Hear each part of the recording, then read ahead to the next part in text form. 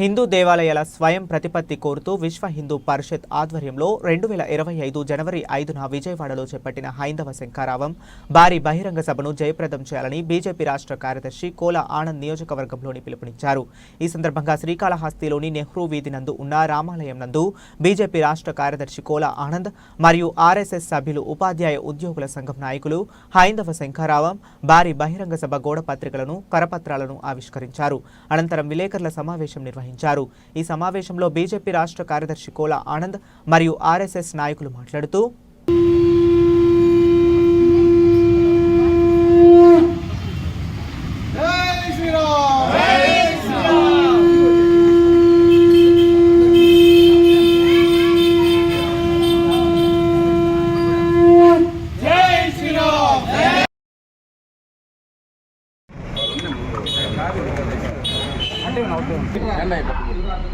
जय श्री राम,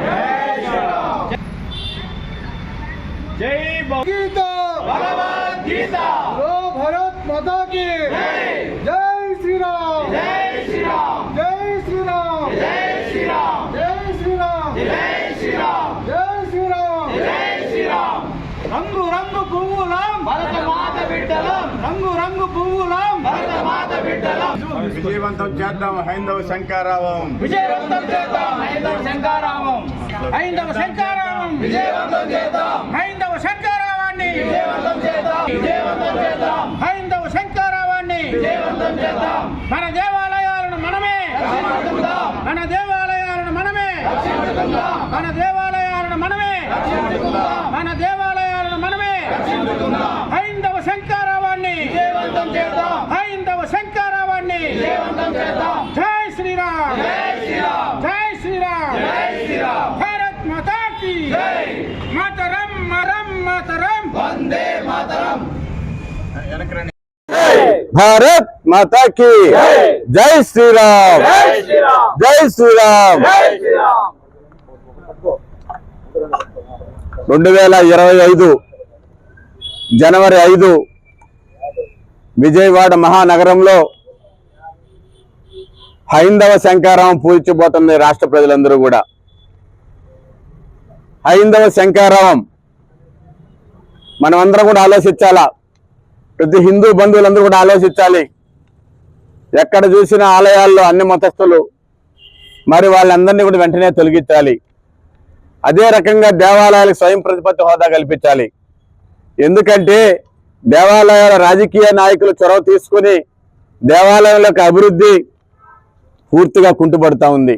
దేవాలయాల్లో ఉన్నటువంటి వచ్చేటటువంటి ఆదాయాన్ని రాజకీయ నాయకులు మరి పక్కకు మళ్ళించి వాళ్ళు వాడుకుంటున్న పరిస్థితిని, ఇవన్నీ కూడా వేరే మతస్థులకు సంబంధించి వాళ్ళెవ్వరు కూడా వాళ్ళకున్న మతానికి సంబంధించిన ఆస్తులు కావచ్చు, వారికి వచ్చిన ఆదాయాన్ని కావచ్చు, ఏ ఒక్క రూపాయి కూడా దేనికి ఖర్చు పెట్టే పరిస్థితి మనం చూస్తున్నాం భారతదేశంలో, ఈ రాష్ట్రంలో. మరి ఇక్కడ మాత్రం ఎందుకు? దీన్ని పూర్తిగా మనం విస్మరించాలా. వస్తున్నటువంటి ఆదాయం మొత్తం కూడా దేవాలయం యొక్క అభివృద్ధి కోసము, మరి అదే రకంగా వస్తున్నటువంటి భక్తుల యొక్క వారికి సౌకర్యాల కోసము, వాటికి తప్ప వేరే దానికి వినియోగించకూడదు అనేటువంటిది ఈ ముఖ్య సారాంశము. అదేవిధంగా హిందూ ఆలయాల మీద జరిగిన దాడులు మనం చూసాం. గత ప్రభుత్వంలో రాష్ట్రంలో ఎన్ని ఆలయాల మీద దాడులు జరిగాయి, మరి ఎన్ని దేవతామూర్తుల విగ్రహాలు ధ్వంసం చేశారు. అదే రకంగా స్వామి యొక్క స్వామి అమ్మవాళ్ళ ఊరేగట్ట రథాలు తగలబెట్టారు. మరి అదేవిధంగా దేవాదాయానికి సంబంధించిన ఆస్తులు అన్ని కూడా అన్యాయకర పరిస్థితి మనం చూసాం. అదే రకంగా మనం చూసాం తిరుమల తిరుపతి దేవస్థానానికి సంబంధించి నెయ్యి విషయంలో ఎంత పెద్ద తప్పు చేసింది గత ప్రభుత్వము. కల్తీ నెయ్యి వాడి మరి భక్తుల యొక్క మనోభావాల్ని, ఒక భారతదేశమే కాదు ప్రపంచం అంతా కూడా కలియుగదైవ వెంకటేశ్వర స్వామికి ఎంత గొప్ప పేరు ప్రతిష్టలు ఉంది. వెంకటేశ్వర స్వామి భక్తుల ఈ ప్రపంచం అంతా కూడా ఉన్నటువంటి పరిస్థితి మనం చూసాం. అట్లాంటి వెంకటేశ్వర స్వామి యొక్క ప్రసాదాన్ని కలుషితం చేసింది గత ప్రభుత్వము. దీని మీద కూడా ఎవరైతే చేశారో వాళ్ళని కఠినంగా శిక్షించాలా అన్నట్టు ఉద్దేశంతో మరి ఈ కార్యక్రమం కూడా ఉంటుందని చెప్పి తెలియజేసుకుంటాము. అదే రకంగా శ్రీకాళహస్తి నియోజకవర్గంలో ఉన్నటువంటి హిందూ బంధువులందరూ కూడా మీరందరూ కూడా దయచేసి మీరు అటు మా యొక్క విశ్వ హిందూ పరిషత్ కావచ్చు, అదే రకంగా రాష్ట్రీయ స్వయం సేవక్ ఆర్ఎస్ఎస్ కావచ్చు, ఏబీవీపీ కావచ్చు, అందరూ కూడా దీంట్లో పూర్తిగా నిమగ్నమయ్యి మరి ప్రతి ఒక్కరిని కూడా మేము ఆహ్వానిస్తున్నాము. రాజకీయ పార్టీలకు అతీతంగా ఈ కార్యక్రమం జరుగుతా ఉంది. ఇదందరూ కూడా అర్థం చేసుకోండి. ఇది రాజకీయ వేదిక కాదు. ప్రతి హిందూ బంధువులందరినీ కూడా ఆహ్వానం పలుకుతున్నాం. ఇది రాజకీయ వేదిక కాదు కాబట్టి ప్రతి ఒక్కరు కూడా రావచ్చు. మనకున్నటువంటి స్వతంత్రాన్ని, మన హక్కుని రేపు 5వ తేదీ విజయవాడలో జరిగేటువంటి హైందవ శంకారంలో ప్రతి ఒక్కరూ కూడా దాని మాట్లాడే విషయం ఉంటుంది. హైందవ శంకారాన్ని ప్రతి ఒక్క హిందూ బంధువులు కూడా పూరించాల్సిన అవసరం ఉంది. ఎందుకంటే ఎక్కడి నుంచో ప్రారంభం అవ్వాలా, దేశమంతా కూడా హిందువుల యొక్క మనోభావాలు దెబ్బతీసే విధంగా జరుగుతున్నాయి. అన్ని కూడా పూర్తిగా పరిరక్షణ జరగాల, వాటి మీద ప్రత్యేకమైన చట్టాలు రావాలా, ప్రతి ఒక్క హిందూ ఆలయాన్ని హిందువులను కూడా గౌరవించే పదంగా ముందుకు పోవాలని చెప్పి ఈ శంకారామంలో ఉంటుంది. కాబట్టి ప్రతి ఒక్కరు కూడా ఈ రోజు మా శ్రీకాళహస్తి పట్టణంలో మరి ఈ యొక్క కరపత్రాలు రిలీజ్ చేయడం కావచ్చు, అదేవిధంగా గోడ పోస్టర్లు రిలీజ్ చేయడం కావచ్చు, ఇంకా కూడా మా యొక్క అందరూ కూడా పూర్తిగా నిమగ్నమై అందరినీ ఆహ్వానం పలుకుతున్నాము. ప్రతి ఒక్కరు కూడా ఈ యొక్క కార్యక్రమానికి, హైందవ శంకారామానికి ప్రతి ఒక్కరు రావాల్సి ఉంటుంది. 5వ తేదీకంతా కూడా ఉదయంతో చేరుకుంటే మధ్యాహ్నం 12 గంటలకే ప్రారంభం అవుతుంది. గన్నవరం దగ్గర ఉన్నటువంటి ఈ యొక్క గ్రౌండ్ లో ఈ యొక్క హైందవ శంకారామం పూరిస్తున్నారు.